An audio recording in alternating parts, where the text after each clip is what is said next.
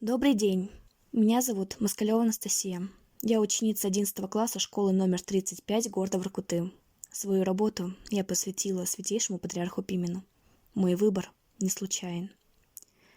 Великая Отечественная война. Мой родной город Воркута. Моя прабабушка Герасимова Любовь Ивановна. Патриарх Пимен. В это трудно поверить, но между всеми этими названиями и именами есть связь.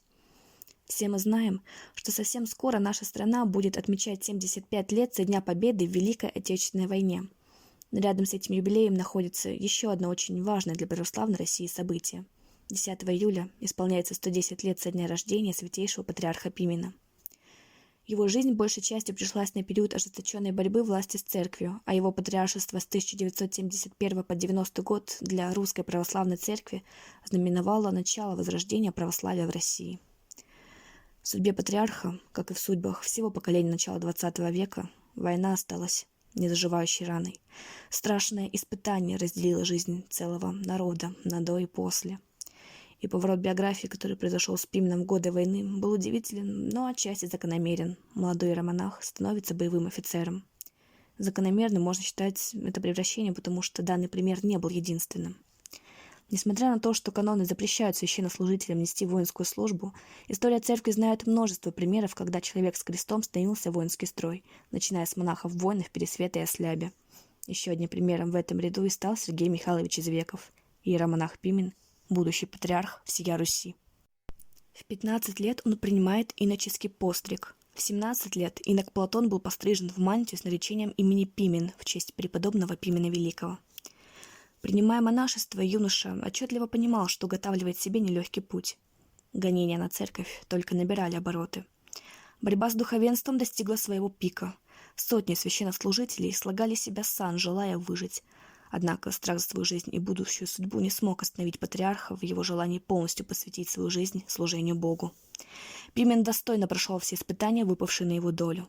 Арест в 1932 году, двухлетнюю армейскую службу, новый арест в кровавом 1937 году с двухлетней каторгой на строительстве канала Москва-Волга, среднеазиатскую ссылку.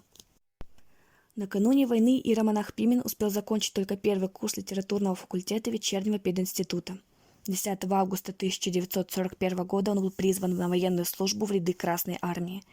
Военная специальность, полученная еще до войны, а также гибель кадрового офицерства в первые месяцы войны способствовали быстрому присвоению офицерского звания. Зимой 1942 года его назначают командиром пулеметного взвода, но в силу образованности его оставляют в тылу. Он служит помощником начальника по штабу 519-го стрелкового полка, который находится в резерве ставки Верховного главнокомандующего. Боевое крещение Сергей Извеков принимает в мае 1942 года на Южном фронте в ходе печально известной Харьковской операции, потери которой составили свыше 270 тысяч человек. Спасение молодого лейтенанта Извекова от гибели в тех страшных боях было ничем иным, как чудом. В рассказах людей, знавших патриарха Пимена, сохранилось несколько свидетельств о том времени. Адриан Егоров, известный пианист, пересказывал слышанную им от патриарха Пимена такую историю. Однажды ему поручили доставить командованию пакет с донесением. Помолился, перекрестился и сел в седло. Лошадь звали Судьба. Как рассказывал потом патриарх Пимен, напустил он поводья и тронулся в путь. Дорога лежала через лес. Благополучно прибыл в часть и вручил пакет. Его спрашивают: «Откуда прибыл?» А он в ответ показывает рукой направление. «Нет», — говорят ему, — «оттуда невозможно приехать, там все заминировано».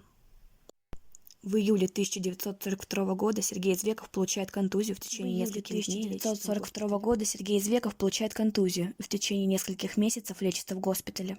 Весной 1943 года он в звании старшего лейтенанта снова оказывается на фронте. Здесь случается вторая контузия, последствия которой потом долго давали о себе знать болями в спине. Позднее он становится адъютантом командира дивизии 7-й гвардейской армии. В августе 1943 года армия в составе Воронежского фронта переходит в наступление, но после завершения операции по взятию Харькова в списках личного состава старшего лейтенанта Извекова уже нет. Его посчитали погибшим. Однако Пимен был жив, хотя его военное командование и не знало об этом. Он был направлен в госпиталь в Москву, где проходил лечение после ранения. В сентябре 1943 года происходит памятная встреча Сталина с иерархами церкви. Епископов, священников, монахов, а также других близких к церкви людей стали выпускать из лагерей и отзывать фронтов. В это число и попал иеромонах Пимен, выживший в боях под Харьковом. Но по каким-то неизвестным причинам Сергей Извеков был арестован в Москве как самовольно покинувший часть. Понятно, что никаким дезертиром он не был, но 15 января 1945 года военный трибунал Московского гарнизона выносит приговор – 10 лет лагерей. Иеромонах Пимен был доставлен по этапу в Воркутлак 4 марта 1945 года. Условия воркутинского лагеря были очень жестокими. Суровые морозы, отсутствие санитарных условий нормальной пищи обрекали на смерть большинство заключенных. Пимену не раз приходилось смотреть в глаза смерти, и каждый раз только молитва и упование на Бога побеждали страх. В лагере Пимен работал санинструктором. Протоиерей Тихон, отбывающий здесь срок, оставил воспоминания. Иду из кладбища. Смотрю, на конюшне дым из трубы идет. Значит, думаю, кто-то есть внутри. Захожу в конюшню, и на постели вижу, лежит жеребенок, покрытый одеялом, только головка выглядывает. Я подошел, погладил. Осмотрел я келью и думаю, здесь живет непростой человек. Обогрелся я у печки, и через некоторое время входит молодой человек высокого роста. Я ему говорю, почему у вас жеребенок в постели лежит? А он отвечает, это сиротинка. Его мама сломала ногу на вывозе леса, ее по лагерному обычаю зарезали и по 10 грамм мяса раздали заключенным. Та живучая ждала жеребенка. Я пожалел его и взял на воспитание. «Вижу, непростой вы человек», — говорю ему. «Да, я иеромонах». В это же время в Воркутлаге находилась моя прабабушка, Герасимова Любовь Ивановна, которую осенью 1945 года амнистировали, позже реабилитировали. 18 сентября 1945 года иеромонах Пимен был освобожден по амнистии для участника войны. Если бы не освобождение, Пимен умер бы в лагере. Оказалось, что он был болен туберкулезом позвоночника. Впоследствии Сергея Михайловича Извекова были сняты все обвинения. Ему вернули воинское звание, и он получил документы ветерана войны. Пимен прошел достойно все испытания, отпущенные ему судьбой, оставшись верным своей вере, долгу церковного